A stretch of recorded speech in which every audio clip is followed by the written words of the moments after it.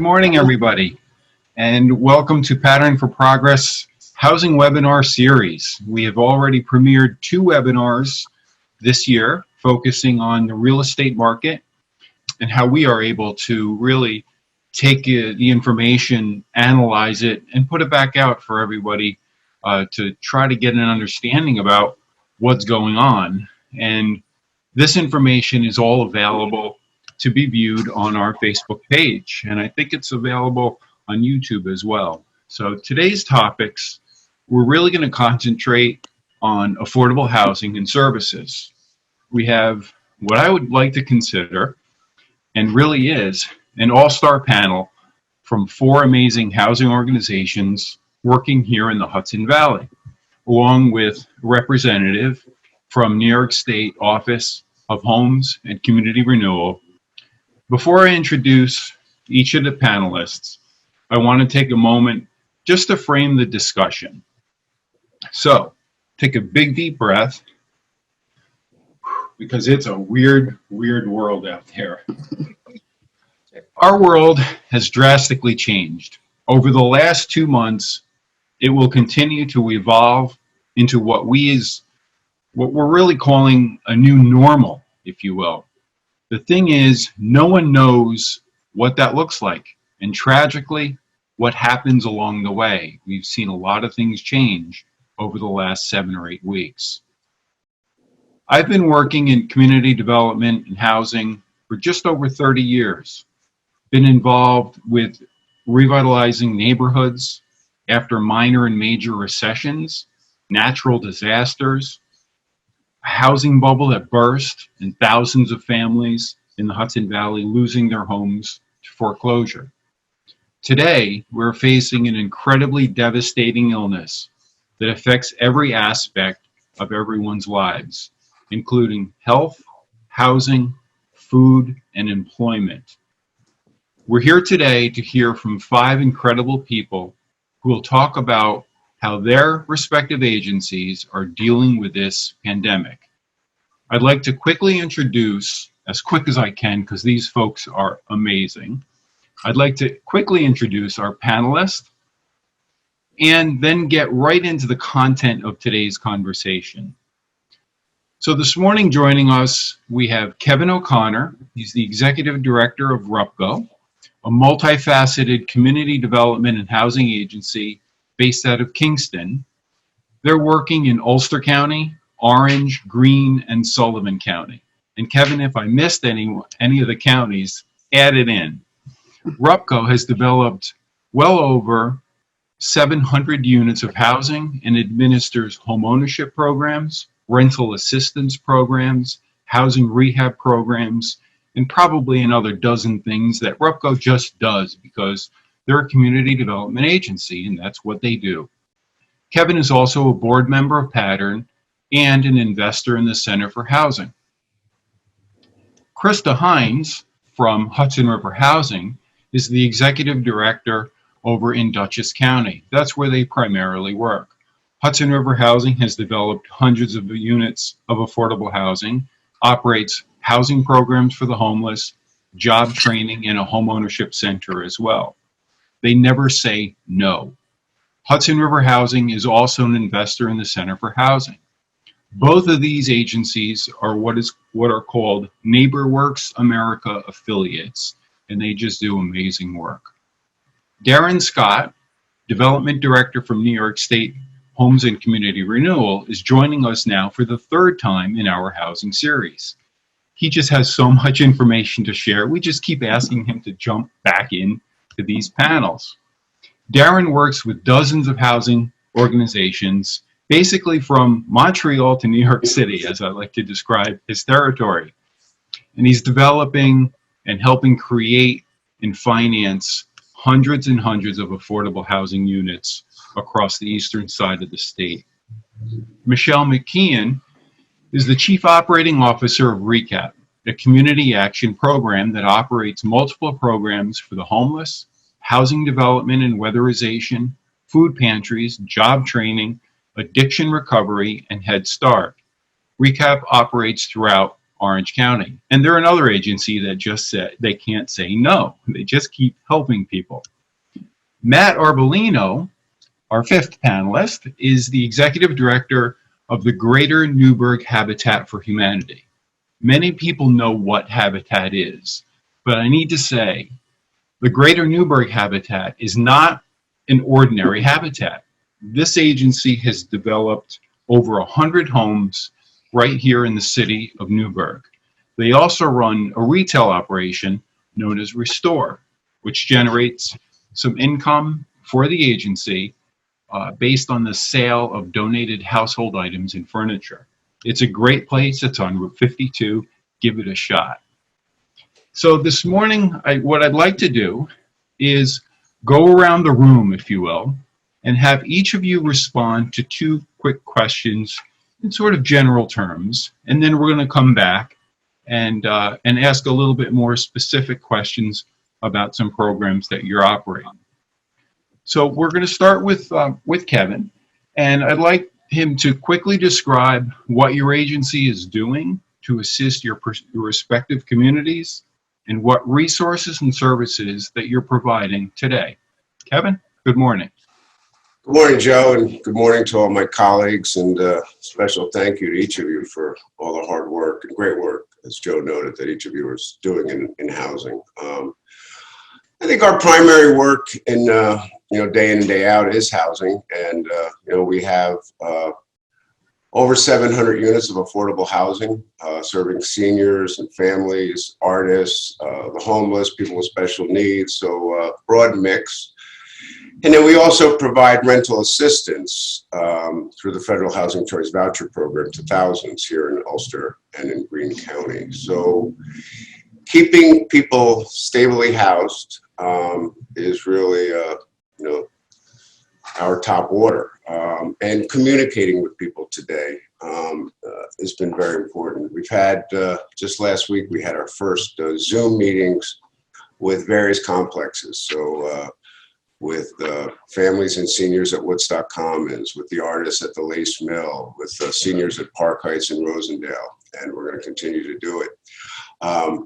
We discovered that we get greater attendance on Zoom than we do in in-person meetings, and we're going to continue it. So it's been really great, and I think the people felt really great, connected, and all of that.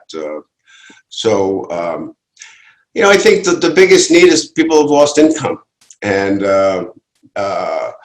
so helping people to navigate resources is really, I think, job number one for us. And we have a team of not just our property managers, but our staff and program services that are involved in, looking at all the various resources of income replacement and special local programs that are providing rental assistance, access to food, getting food deliveries to our seniors, access to testing and good information, helping people to navigate today through the myriad of resources that are being put out by government, by other organizations, by volunteer groups. I think is really what we've been focused on, and I have to hand it to our staff. We're all considered, I think, an affordable housing essential workers, and I'm sure I can speak for all of us that how proud we are of our staff in this time and the work that they're doing. Thank you, Kevin. I'd like to kind of go across the river, across the bridge to Dutchess County, and have Christa from Hudson River Housing tell us what's going on over there. Great. Thanks, Joe, and good morning to everybody. It's great to be here.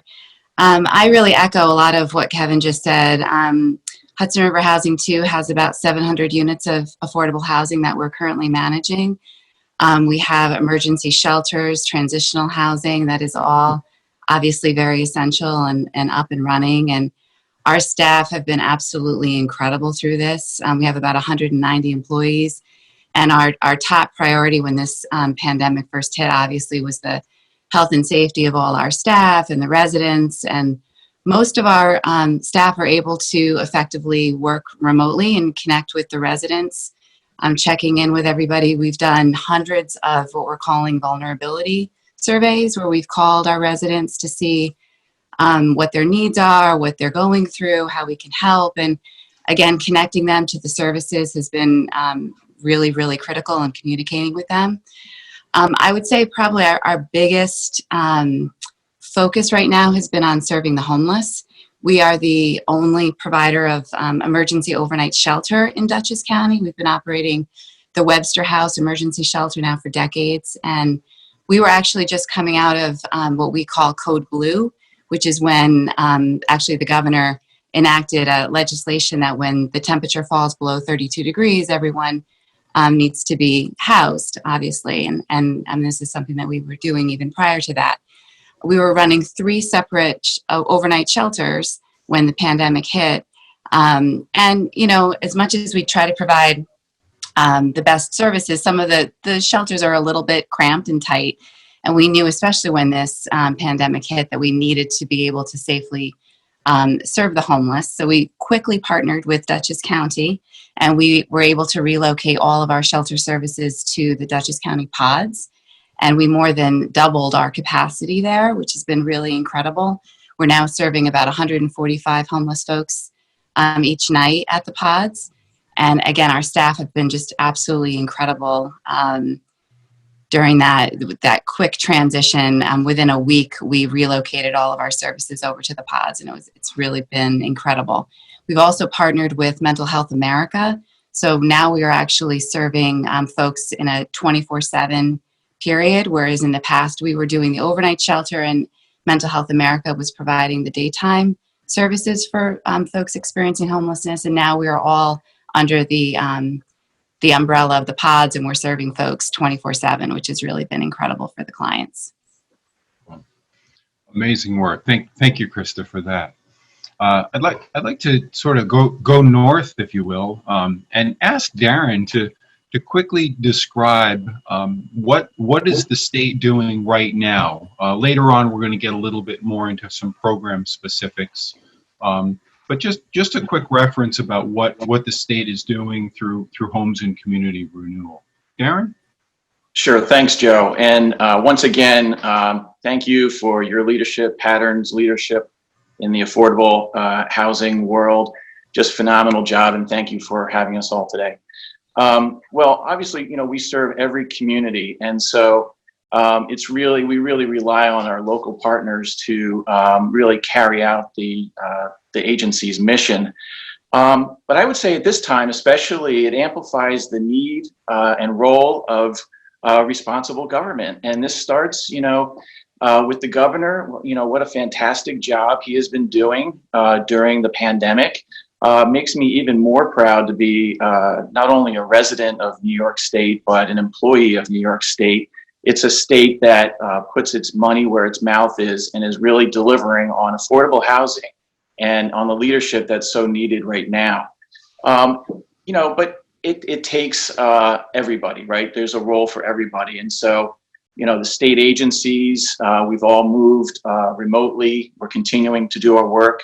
We're working closely with localities, and of course, our partners on the ground like Hudson River Housing and RUPCO. You know, they're playing an essential role in this, and we can't do our job without them.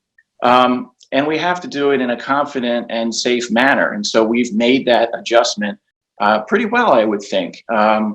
So to be specific, you know, affordable housing is considered an essential service under the governor's amended executive order. We're doing our best to keep construction going. We've had a series of calming calls with our industry partners and localities. You know, and you know, so what are we doing? We're helping our partners on the ground provide essential service. HCR remains open for business, albeit remotely. We're making funding announcements. I can talk a little bit about that later. We're monitoring construction. We're paying draws. And we're talking with localities to make sure that they're doing the same thing. Just a quick aside, you know, we were helping in Newburgh to get a local approval when all of this hit. You know, all the public meetings shut down. And so we were on the phone with the locality trying to figure out how can we get a local approval for a project so that it can move forward and so that construction may start in that community. So that's part of the proof. Some of the more proof that you're going to be hearing during this this webinar. RUPCO is opening Energy Square. We've closed on Landmark Place with them recently, another community in Kingston jurisdiction, and again in Newburgh. Hudson River Housing, fantastic job. I've been seeing the photographs of residents moving into Falkhill Commons. That, as I said at the time, is the great news that we need right now. And of course, they're working on Crannell Square with the Carney Group in Poughkeepsie. So this is exactly what we want to see happening. And again, it goes back to our partners. On the operating side, we're trying to allow access to operating reserves. The beauty of affordable housing is that when the state finances the development of affordable housing, we also we capitalize the operating and replacement reserves. And now more than ever, those operating reserves are needed. So we are allowing access to those reserves. We are working within our purview to ease regulatory requirements and deferred interest payments. These are all on a case-by-case basis. Everybody should be talking with their asset managers, of course. And then where are the highest needs? I think keeping the money flowing, keeping the projects going. These are not just a service, but these are part of the local economy. These are job generators. So these are very important projects. We have $5 billion worth of construction happening right now in New York State. So that's a big number, and that touches every community around the state. We're trying to, just to touch on CDBG, we're thinking, the balances that organizations have right now can be converted to subsistence payments to help with that loss of rental income. The new CDBG funding, that's being discussed as well. Again, our partners form this mosaic around the state of affordable housing providers. We not only have to produce units, we have to help keep them healthy and in business and serving those tenants that are housed in their communities. So we're trying to be flexible with time, with resources, and with regulation. Terrific. Thank you, Darren. That's a great response to a big question. And I'm extremely thankful for what the state is doing with these programs, echoing the comments of the need. And right now, for the past decades, there's always been an affordable housing crisis. Well, that crisis has just been clearly magnified and brought to a new level. So those state resources are so critically important. And thankfully, you and the staff at HCR are doing yeoman's work with those challenges. So I want to thank you. Michele, let's talk with you a little bit about what RECAP is doing, and maybe you could focus a little on Newburgh, and then we'll get to some more specific questions later. So Michele, welcome to the panel, and love to hear from you. Hi, thanks for having RECAP as part of this discussion, and I echo my colleagues. Thanks for Pattern's work, for HCR's work, and the incredible work they do individually as organizations who we are consider ourselves sister organizations with. So RECAP is a CAP agency, which is a community action program. We were established in 1965, and one of the basic tenets of a CAP is to be able to move quickly and fluidly to meet the needs of the community. So we realized in 2018, when the tornado hit the city of Newburgh, that there were some serious gaps in services to folks, not just around housing, but food insecurity was a major issue. During that incident, we seemed to be one of the only buildings that still had power on Broadway. And I think it was just a matter of where we were located and some luck. And we, from the night it happened, over the next 4 days, we kept our offices open for about 18 hours a day, and we just allowed people to come in, charge their phones, charge their we run a parole reentry program, so people were charging their anklets, bus pumps, anything you can think of that you would need electricity for over a significant period of time. People were able to come in. The other request was about food. Do we have food? We have a small food closet here, but what we did is reached out to our partners, and we just started feeding folks. And I think we realized then what we realize now, that some of it was crisis driven, most of it was food insecurity driven, and that has certainly kind of played out here too. So when this when the New York pause was coming, we all felt it was coming. Myself and Melanie Collins from Link, which is the organization that RUPCO works with, sat down with a couple of others, Nuffy being one of them, and started talking about our concern that there were no mechanisms in place to make sure that folks who are economically insecure would have the ability to feed themselves, in particular those who needed to stay home, like vulnerable populations and our seniors. So we honestly, over coffee at Two Alice's, came up with a plan to partner with Food Bank of the Hudson Valley and make sure that anybody who needed food could get food. We started really broad. We started serving the entire county, and we realized it was not sustainable. So we kind of honed our efforts to make sure that we were covering the city of Newburgh primarily, the town of Newburgh, and the town of New Windsor as well. So to date, we have provided over 80,000 pounds of food to our communities, almost 1,500 food boxes.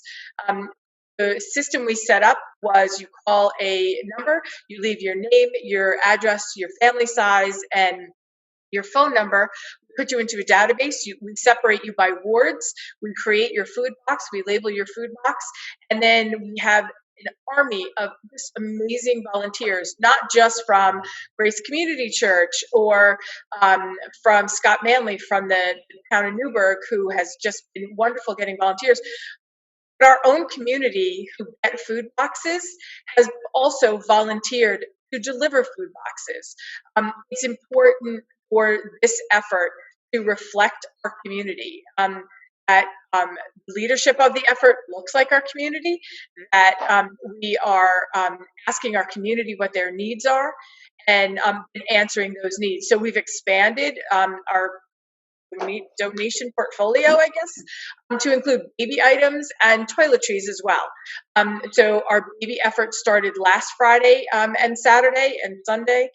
So we started delivering items to for folks who need baby items, and then toiletries, I believe, will begin this week. So that is just one of the efforts that we are concentrating on.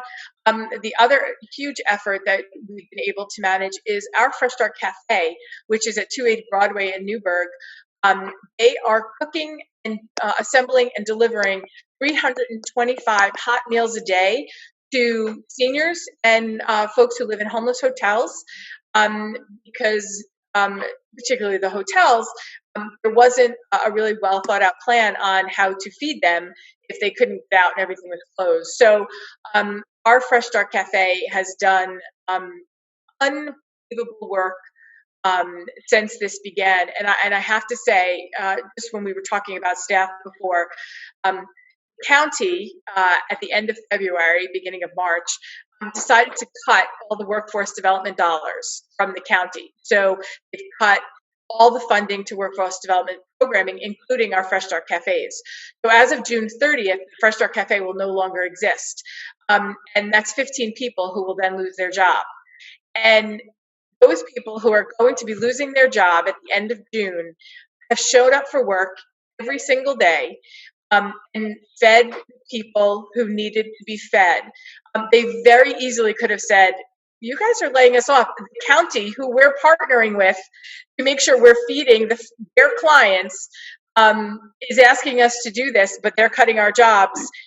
They didn't. They show up every day. And the best part of all of that is that seniors and the folks who are getting those delivered meals are actually calling the cafe and thanking them for not just the food, quality of the food, and really hoping that they don't have to go back onto the senior dining program that existed before, because our chef has made such an incredible effort in that respect. So that's just our effort in Newburgh. In Middletown, we've mirrored the effort. Our Mill Street Cafe is, which is a social enterprise which will exist beyond June 30th, is closed right now. But our food pantry at 119 East Main Street has expanded its operation. Requests for food have expanded to over 200%. And we are not just doing curbside delivery, but we are doing curbside pickup, but we're doing deliveries as well. So anybody who needs food in the city of Middletown can come to the 119 East Main Street food pantry site, as well as then have volunteers or our staff deliver it. Our staff moves seamlessly into our Zoom roles, and I have to give a special shout out, because it is National Teacher Day, to our Head Start program. Every single day, our Head Start are having lessons with their students. Our family advocates are playing supportive roles to those families, and our staff is also, our Head Start staff is delivering meal packages to our Head Start families. So we talk about the effort of staff in this. They may be working from home, but they are working harder from home than they are. On Mondays, we do a virtual coffee break at 10:30 just to check in with everybody, do a mindfulness meditation, Mad Libs, whatever, just to connect with one another. Yesterday was really hard for us because we lost one of our staff on Sunday to COVID, and we are devastated and heartbroken. And to connect with one another, to connect with our partners, is really, really important. To remind each other of the work that we do, and to thank them for the work that we do. So it's a hard day, it's a hard week, but we love what we do, and we're going to continue to do it. Thank you, Michelle. And I'm very, very sorry for the loss. Your staff is absolutely amazing. And the way you described having essentially a back of the napkin idea at a coffee shop, and the flexibility and the nimbleness of agencies like yours and the others on this call, it's just amazing, because you see the challenge, you jump to the challenge, and you meet the need. Boom, no questions asked. It doesn't matter who's there, but they're there to help. And that's the beauty of having these types of housing agencies, organizations, and that's why how critically funding these dollars are. Mm-hmm. So I can really appreciate that. Matt, so you've been patiently waiting now, and I'd love to hear from you and the perspective of Habitat about what you're doing in Newburgh, and what are the highest needs you're seeing right now from your clients in the homeownership model. Matt, good morning. Good morning, Joe. Thanks a lot. First of all, great job with these videos you've been doing. I haven't missed one yet.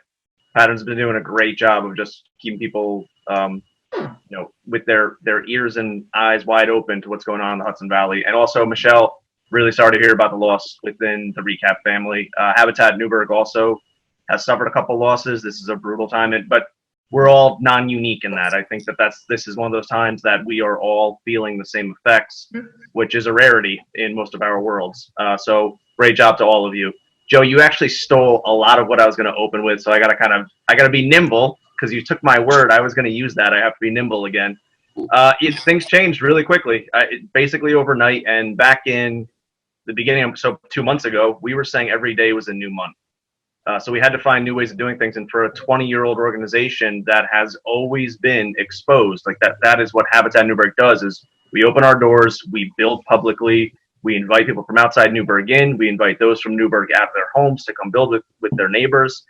We have our restore to then say, well, we got to close all of those. It was tricky. It took a lot of work, but the nimbleness, and I do think if you look at all of our organizations, we probably started with grassroots in mind. We took what the basic needs were. People need housing, and we grew around that. So, Joe, to your point, we looked at what the basic needs were of people and said, let's throw everything else out the window and do what we have to do to make sure people are being served. So we have about 100 families in our program, so either living in Habitat Newburgh houses or preparing to live in a Habitat Newburgh house. We are a homeownership program. So the unique thing here is that our concern is in the immediate of people who have lost their jobs and may not be able to make mortgage payments. And in the mid and long term, what are the long-term economic effects of this crisis? And no matter what those economic effects are, do people deserve to lose their homes because of a global health crisis? So the first thing we did was reach out to the families, see how people were doing. We've had a survey that went out to all of our families and our neighborhood associations. We're trying to track how people's lives have been impacted. So far, early returns are pretty good. And I think that one of the biggest things I want to say, and if you guys give me a big enough soapbox, I want to scream this from wherever I can. What's interesting is that what our early returns are finding, and this is true with other habitats I've spoken to, is that the people we just called essential for the past 2 months, who we said, you've got to go to work because you're producing food, you're manufacturing, you're working in construction, you're working in basic healthcare, are the same people that for decades we've been saying, you're not entitled to a good place to live. So there really is, there's something there that we've all got to get on board with and use this grassroots moment to teach us a lesson. So we have been keeping track of our families. We've adjusted completely online. We could have continued construction on our houses. We made the call to just pause. The city of Newburgh is one of the hardest hit places in all of the Hudson Valley. In terms of COVID, we didn't want to put any families, volunteers, or staff at risk. But we did shift online. We have Joe, thank you for plugging the Restore before, just last week, the Habitat Newburgh Restore, where we sell household donated goods. We went online, and we'll be continuing to build on that. You'll be able to pick up your items that you've purchased once we're able to safely open. It's been great, and it's very important for a couple reasons. I mean, one is that brings money into our organization. We are able to build one house a year from the money from our Restore, which is we build 6 to 8 houses a year, so that's a considerable portion of our income. But also it allows for people who may be in a low income situation to afford to buy household goods, whether it be furniture or tools. So it's important that we keep that store going and keep it out there. We have our families take home buyer classes. We actually had a home buyer class that, in partnership with Pathstone, went completely online. We had families join us in a Zoom type of setting, and were able to still get that knowledge they needed for home ownership. We're probably going to continue to do so just to be on the safe side.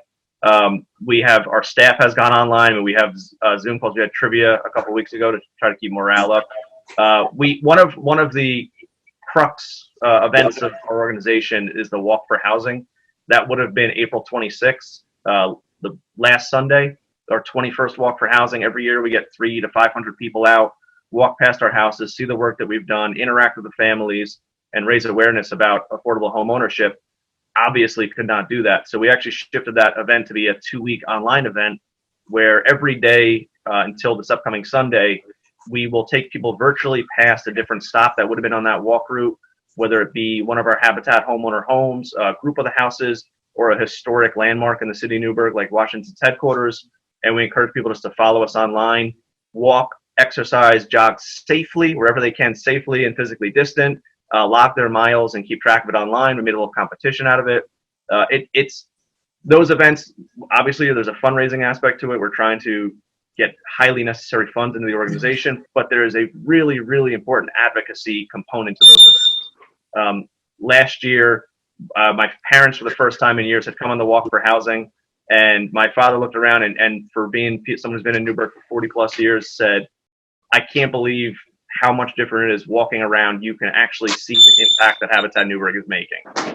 So we wanted to keep that going. So far, it's been great return, a lot of good publicity with it.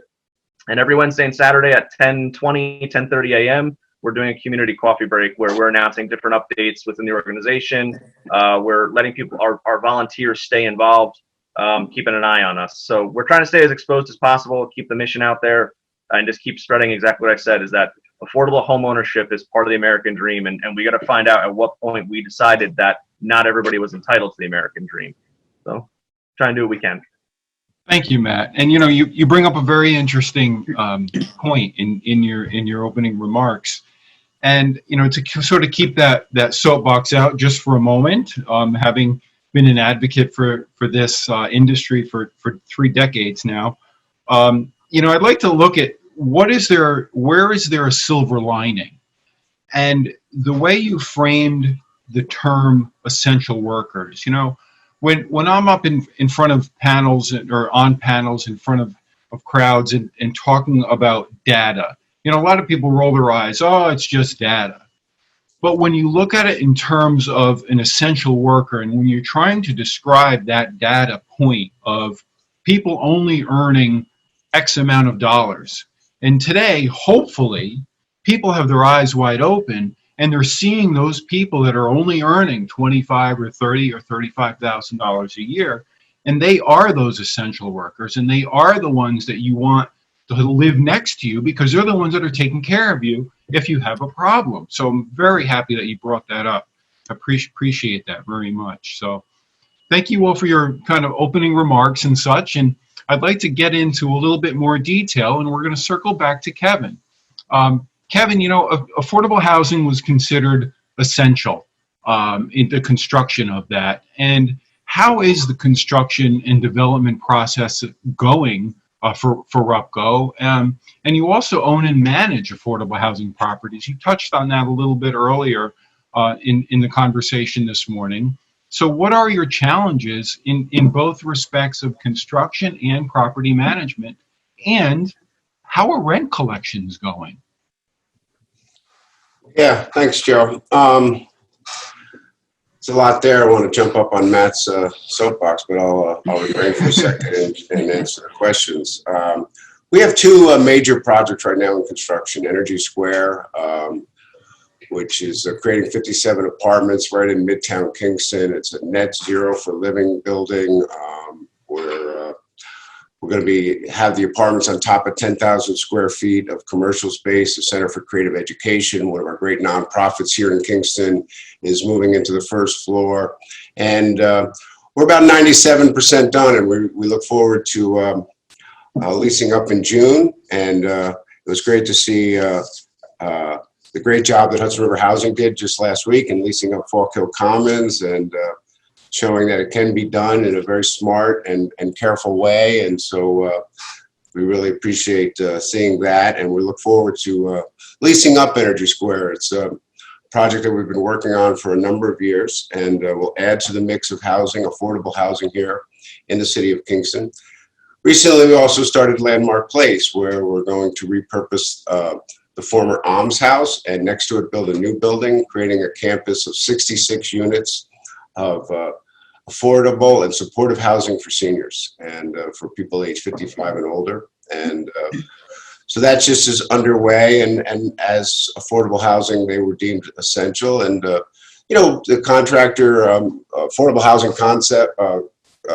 Concepts is our general contractor and really adopted a whole host of safe practices for the construction workers.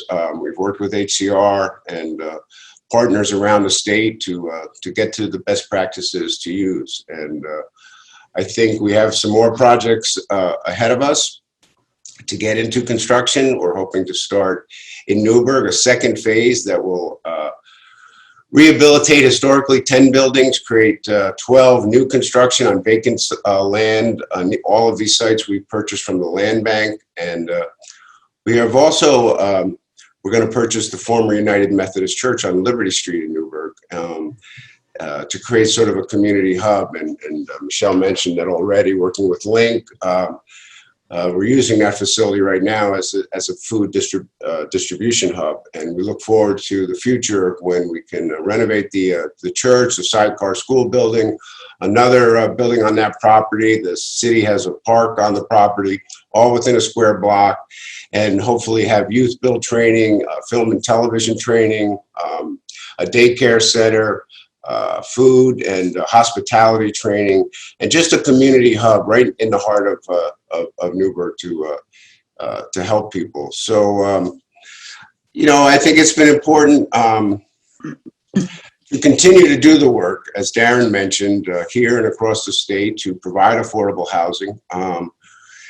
Affordable housing has always been important, and it's always been in crisis. Again, a little over 30 years. And I think the silver lining is that, those of us in the affordable housing industry, we know that home matters. And I think today more people realize how home matters. And it's not just for the essential workers who are critical. They're critical. And I think that will really open up the mindset. But it's for all of us, all people.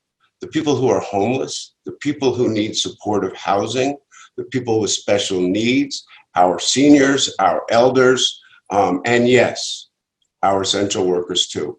And I'm hoping that when people see what the loss of income can do to the affordability of not just the housing, but food, healthcare, daycare, transportation, that more will come out in support of the things that we're doing in the community, whether we're building affordable housing or providing more access to food or providing more homeless or supportive housing, better daycare. When we're doing these things for all of us, that people will come to the table and support these efforts. Thank you, Kevin. Yeah, you can jump on that soapbox anytime. There's plenty of room. So appreciate that. Thanks, Matt. So, Christa, you know, you're opening, you're leasing, you're moving people in to a brand new complex. And you also mentioned something about a pod earlier in the conversation. So I'd love for you to tell us all about those things. Sure. Yeah, so we definitely didn't think we'd be opening one of our biggest tax credit projects during a pandemic, but I'm really so glad that that's exactly what we did. So Falk Hill Commons is a 78-unit, brand new residential community right in the heart of what we call our Middle Main initiative. So it's right off of Main Street in Poughkeepsie, and we've been really focusing on that area for, probably a decade or so now, really working with the residents and the businesses there, building on the assets that are already in that community. We recently completed the Poughkeepsie Underwear Factory a couple of years back, and Falk Hill Commons is just one block over from the Underwear Factory. So we knew that, you know, it's just echoing what Kevin was saying, home obviously matters more now than ever. I mean, it's always been incredibly important, but we knew that folks really needed us to move them into this new housing, especially now.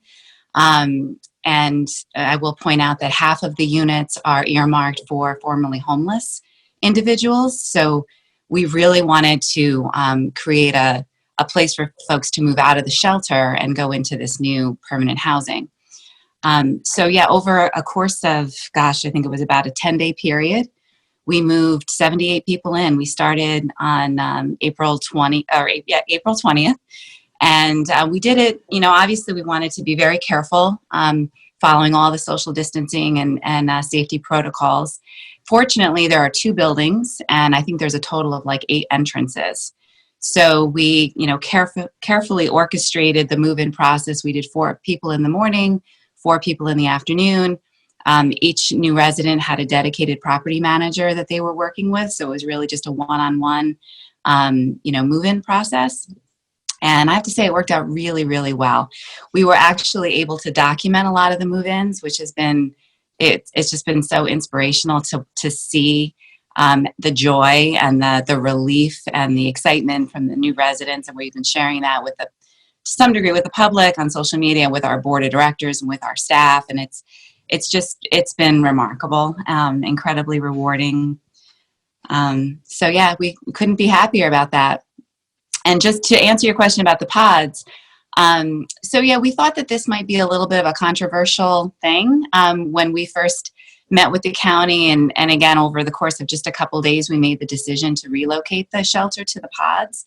And what the pods are, they're located on the Dutchess County Jail facility right on North Hamilton Street in the city of Poughkeepsie. And it's actually a beautiful accommodations. They're very large structures that were, I guess, at one point used for inmates, like as an overflow facility.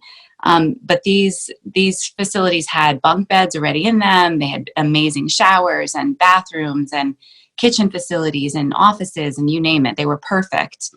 So it, like I said earlier, it really, really worked out well and was, able to accommodate many more people. And we were able to separate the bunk beds 6 feet apart. So there's, plenty social distancing. And, people are really being served very safely there, and as well as the staff feel very safe there. So it's worked out really well. Terrific. Thank you. That's just incredible work. I can't imagine moving 8 people a day into an apartment. I mean, I've moved myself and helped family members move, but it's over a weekend. It's not 8 in a day. So congratulations. That's just absolutely amazing work. Thank you. Darren, I'd love to hear from you and from the state's perspective on what's coming up for funding. We've got some tax credits hopefully coming out soon. So I'd like to turn the table over to you and hear about that. Yeah, great. Again, under the category of keeping the funding flowing, we do have some upcoming opportunities. Most notably, our spring 9% low-income housing tax credit RFP will be issued in a few weeks. We've been working on that and making some adjustments from the fall round. One that I know Kevin will be glad to hear about, we're going to be adding in a new senior housing goal. So there's a great need out there. The white wave, I think he called it. So we heard that, and it's something that we're going to be including. We have that. Then we have on our 4% low-income housing tax credit side, or HFA, Housing Finance Agency. Business continues there. I'll tell you, what we're doing is we're focusing on our pipeline right now. What we do is we greenlight applicants to come in with an application, as opposed to the 9% round, which is a deadline-oriented funding path. So these are projects that we have greenlit and are working towards submitting full applications and moving towards closing. We're focusing on those because the market has shifted a little bit and they have greater capital needs, but these are projects we've committed to, and so we're going to see them through. We're taking a pause for another couple of months on taking new projects in on our 4% low-income housing tax credit path. Again, that is really just to see where our capital position is, so we don't overcommit to projects and then find out that we're unable to move forward on them. So we're trying to act responsibly with the information that we have presently. It's going to take us a little bit more time to sort through that, but we continue to talk to sponsors or applicants and talk to them about their projects and what they need to better position themselves for funding once that opens back up. Simultaneous to the spring 9% RFP, we're going to be issuing our Section 8 RFP. It's the first time we've been doing this separate from our 9% and 4% paths. And it's going to have 3 tracks. One is for projects that are new.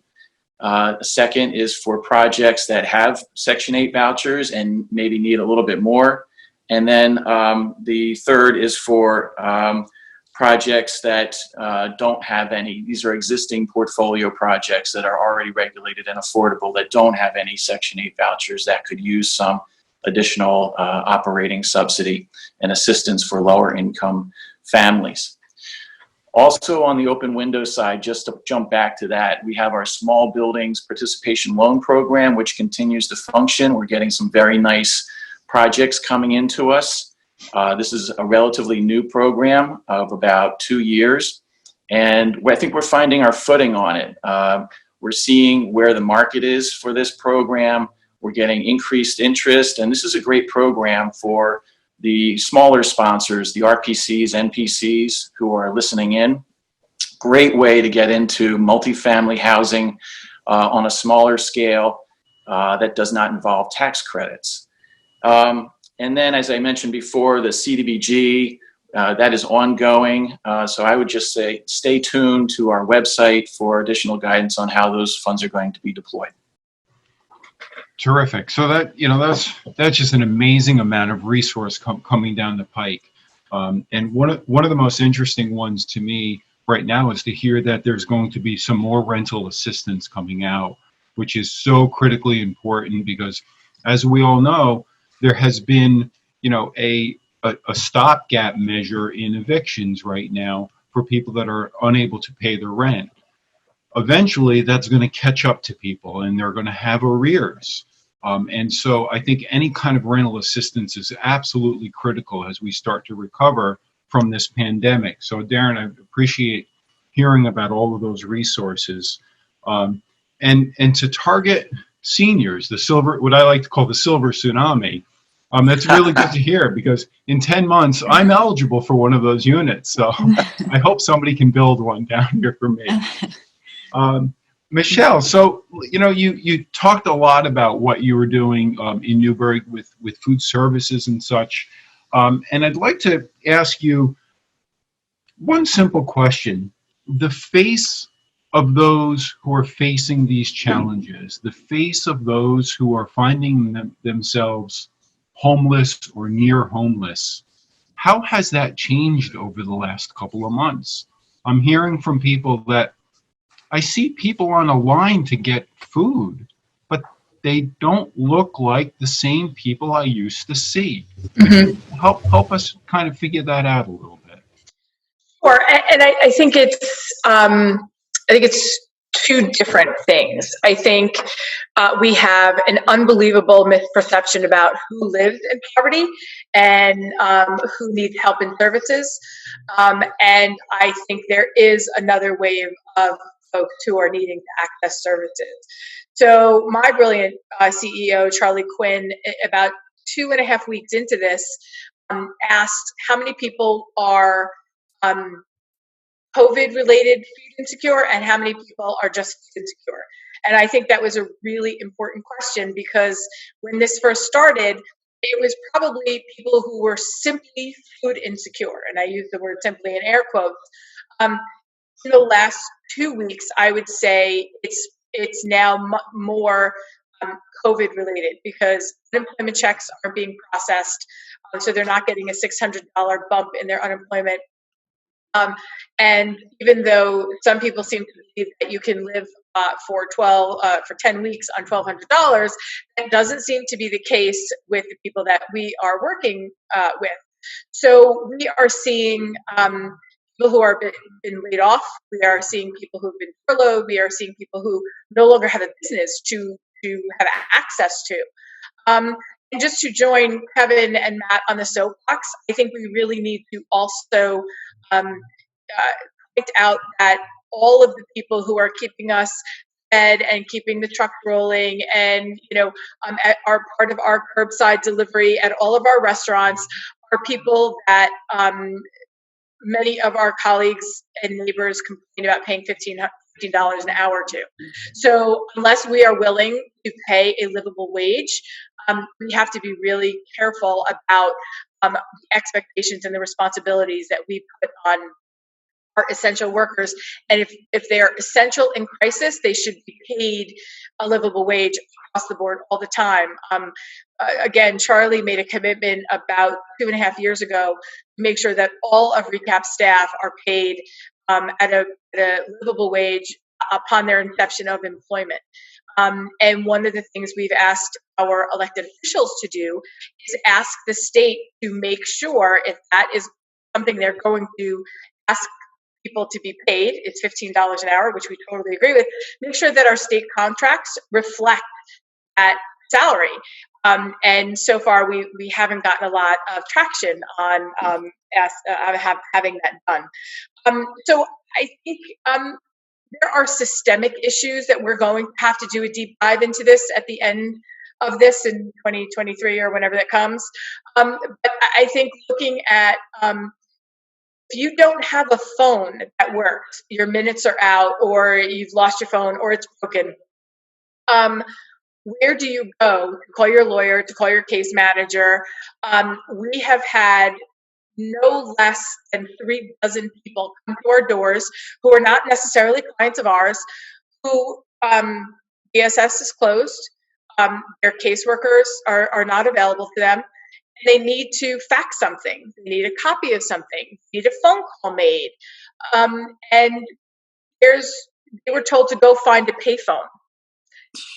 Matt, you and I both live and work here. Can you tell me where the nearest payphone is in the city of Newburgh? I can't think of one. So we have people. So what we do is to make sure that we are social distancing appropriately. We take their information, we bring the phone to the door, or I make the call and I put it on speaker, and they can hear from the door.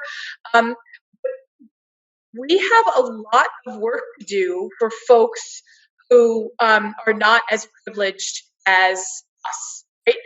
If my phone is broken, I can probably get to Verizon pretty quickly and get it fixed. Because I have transportation. You know, if I need to reach somebody, I can do so pretty quickly. I think we have left an entire segment of our population behind in their needing support and assistance during times of crisis. And when we talk about housing in particular, it's really important to make sure that we're building apartments for the 412s, right? That's what they get in housing assistance from Department of Social Services. If we are not creating those types of units, then we are not going to move people from homelessness to home ownership or to stable housing. And if we're looking at the social determinants of health, if we have people who are food insecure, if we have people who are home insecure, if we have people who have increased health-related needs, we are going to have unhealthy communities. We are going to have rise in crime. We are going to have less access to education. It is all the same conversation, and we break it down into silos. So how do we look at the social determinants of health and find out what our responsibilities are to our community, to our staff? A lot of our staff are peers, whether identified or unidentified. How do we make sure that we are providing the same services and support to our staff as we are to the people who they serve? I had an executive director tell me once, "You do not practice your mission on your staff," which I thought was a fireable quote, because if you cannot practice your mission on your staff, then you should not have a mission to practice. And we need to pay our staffs a livable wage. We need to make sure they have access to healthcare. And we need to make sure the conversation includes a community who doesn't look like everyone on this panel. And where are their voices in this conversation? And the less we have their voices at the table, further we move away from what our community's needs are. So we need to start building much longer tables. Thank you. And once again, an agency that just, they don't say no matter where you are, who you are, what you're doing, they will help you fulfill those needs that you have. Matt, they say that somewhere around half, maybe 60% of America can't grab $400 in the case of an emergency. And I know through Habitat, you do countless hours of homeownership counseling, and you prepare families for being a homeowner. And I'm just curious, how are your homeowners faring in these troubled times? They're beyond troubled times, in these devastating times, with their mortgages and their ability to maintain their homes. Could you tell us a little bit about that? Yeah, absolutely. And Joe, I have a request. Next time we do one of these calls, can I not follow Michelle, please? I'd appreciate that. You put the soapbox up there. I just got on it with you guys. That was all. I know. I have a well-tread soapbox, so that was great, Michelle. So it's a great question, Joe, because we have, like I said, 100 families either living in Habitat houses or going to be very shortly. And also, we're talking about 100 families in 4 square miles in the Mid-Hudson, which is one of the, in terms of average median income to cost of living, one of the top 10, top 15 most expensive places in the United States. So I think that you could look across at our homeowners and get a picture of the Hudson Valley as a whole and possibly as the nation as a whole. So we contact the families right away. We actually have 3 families who will be progressing towards closing. They are all still able to make their closing. They have maintained their jobs. As I said before, they're in work that was called essential when all this happened. So we have many families who are fortunate. Now, of course, that is not 100%. We have had some families who have faced some hardship. One of the first things we did was contact our banks that we work with or our families work with to get whatever the process was for them to forbear if they needed to. and sent that out immediately to everybody. I don't have the data yet on who was able to do that. We actually are waiting for the final results from our survey to all of our family members. But what we have seen is that there are not as many families, Michelle, you said this earlier, the picture of what people present in their head when they picture low income, what food insecure, house insecure is not real. It's not some Grapes of Wrath 1920s picture. It's your cousins, it's your neighbors, it's the people you see every day. Our volunteers, that's one of the reasons we have volunteers, is so that people interact and don't have to think about what your income level is, just that you're another human. So I think what you're going to see is that a lot of these families, they're still working, they're still going to have their hardship, but they're a picture of America, not this subgroup that is meant to just be talked about without them at the table. Perfect. Thank you, Matt. As we learn more about the economic impact of everything that's occurring, and you think about people not going out, people not spending, people not going to the store, a big impact that municipalities are going to feel, reduction of sales tax, reduction of revenues. And so it's going to be some troubled times coming up. The municipalities that we all work with or work in are going to be looking at things, how can they increase their revenues? And that takes me to the point of taxes. And as affordable housing developers, we look at taxes as something that needs to be paid on the properties. And I just wanted to get a quick reaction, maybe from Kevin, Christa, any of you, about where do you sort of see this going over the course of the next year or so, as these municipal budgets are hit, and they will be hit hard. So I know it's a little bit of a crystal ball question, and it's an extremely difficult thing to deal with. So I just wanted to get a couple of comments on that. So I'll jump in on that, Joe, to start. So as an affordable housing provider, we've always paid taxes, either to pilot or under 581A. We're one of the largest taxpayers in the city of Kingston currently, and proud of that we're doing our part to bring properties that weren't on a tax roll back and what have you. But, it's the municipal, the state, the federal government. I think now's the time for us to be as strategic with the resources, because we're obviously in a period of shrinking resource. And, the Alice report that we've had now from United Way for several years has done a really great job. We're all talking about the same things, right? Housing, food, daycare, transportation, health. And, sometimes we can lower the cost of housing, lower the cost of food by providing food resources or daycare subsidies, or we can try to increase income to make the match. And so currently, the federal government is maybe some stimulus, money to businesses, the state government trying to, provide unemployment and various grants. Where do we put the resources? Do we bolster income so people can then pay rent and have money for food? Do we try to lower the cost of housing, provide more food subsidies?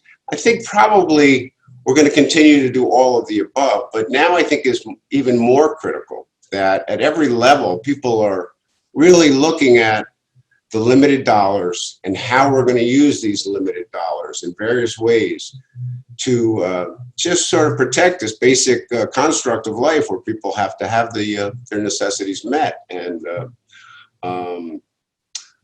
so I think I see the federal government putting money in different places, and the whole discussion about rent. So do we have a rent strike? And certainly I have tremendous empathy for people who have no money, have lost their income. I'm hoping the first strategy is that we're trying to help people replace their income so that they can put or gain additional resource like a rental assistance. And if not, then I think the last thing would be we have to provide some relief or reimbursement to the housing providers who have to pay taxes and insurance and pay salaries and clean and maintenance.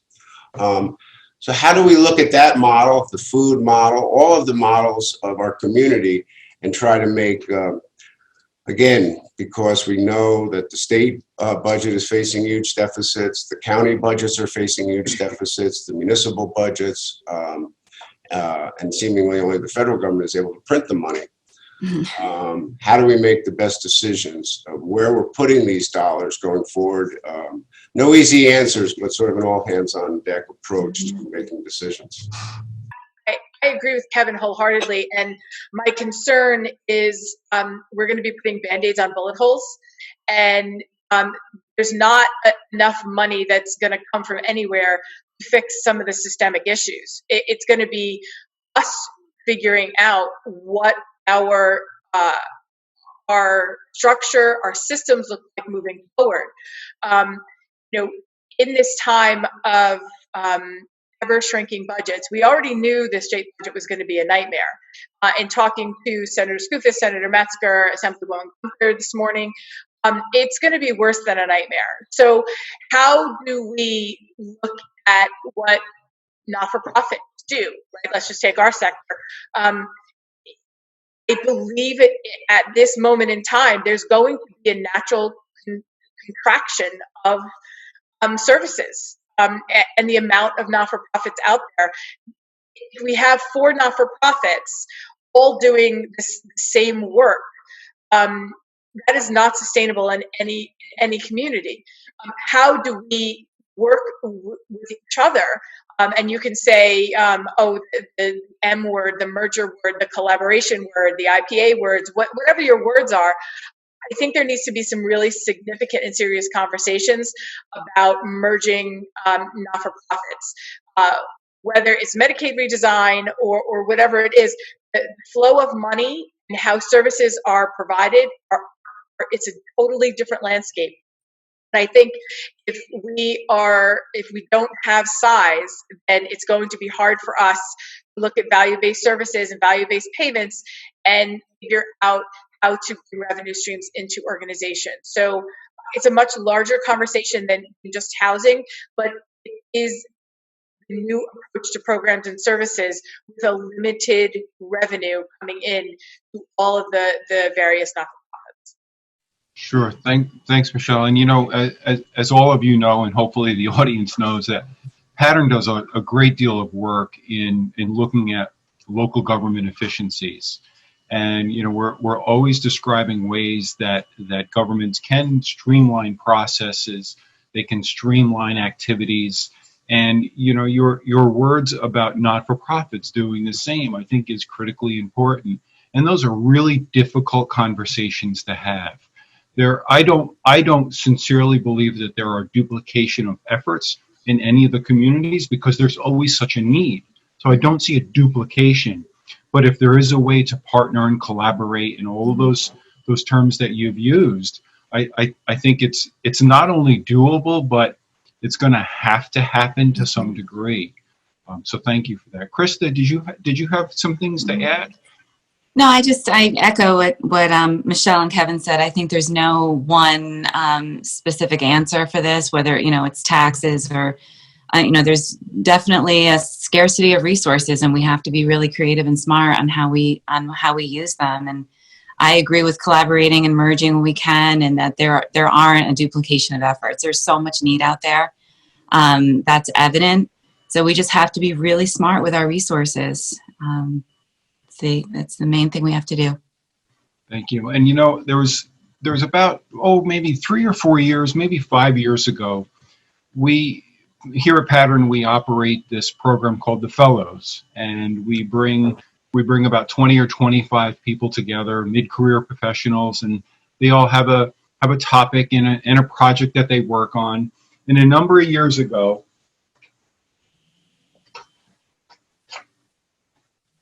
one of the Fellows group came up with this: communities thrive when housing is affordable.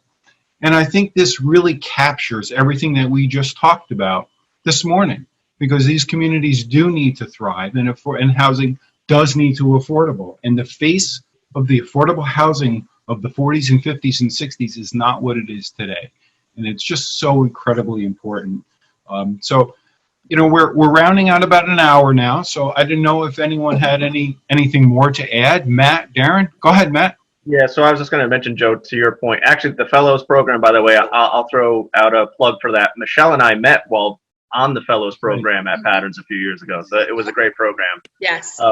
But to your point about going back to the 40s and 50s, I will forever plug affordable home ownership. I mean, that's what Habitat's model is. We do not delve into anything else except affordable home ownership.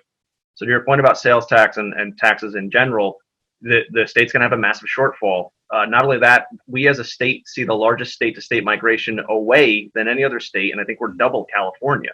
And on top of that, as we saw post 9/11 and we saw post 2008 financial crisis, I think that we can expect a major influx of higher net worth individuals from New York City now leaving post-COVID crisis and coming into the Hudson Valley, and that's what we're anticipating.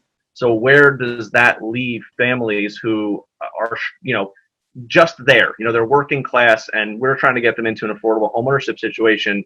We can't have them being displaced. And when that happens, when people can't afford to live here because their wages aren't high enough, we end up having to subsidize those wages when they leave. We as a state, we as taxpayers, we're going to be paying more money in for nonprofit services, for municipal services that we should systemically be supporting those individuals to stay here and keeping those dollars in their community. If we start seeing people leave in droves from the state or from the county or coming in and supplanting our long-term residents, I think that it's going to be a catch-22 and a spinning wheel that I don't know if we're going to be able to stop. So we as an organization, that's a big part of our conversation right now, is how do we help maintain this housing stock for our families? And I'm not talking about 1 million people. We're talking about 25. If we could find a way to do 25 to 50 people in the city of Newburgh a year, ownership model, give them a piece of that pie, have them paying property taxes, have them be core employees in the municipality. We as an organization, we as Habitat, that's what we've always seen as the model, and I think it's going to stand even more true now. Well said. Absolutely well said.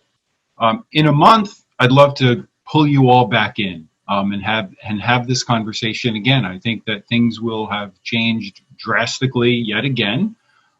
Every day does seem to take about a month to get through. So it'd be terrific. And I thank you so much for participating in this panel. And clearly, I thank you all for the hard work that every single one of you are doing out in the public, and your staff, incredible work. Darren, thank you for all your leadership at the state in trying to get these resources out to the community. It's critically important. And I hope there's a lot of town board, village board, school board, zoning board, planning board members that are all listening to this conversation, because it's those people that we talk about in your meetings that need this housing. They need it now. So in closing, again, thank you. And I'd also be remiss if I didn't thank all of the investors in our Center for Housing Solutions, which at Pattern gives us the ability to talk about these very difficult things.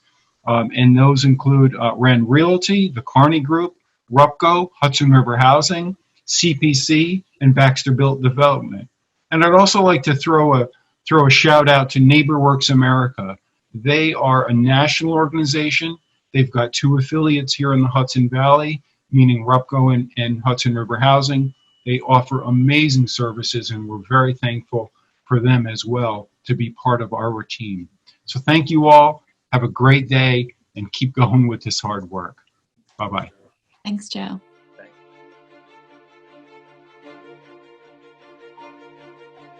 Thanks.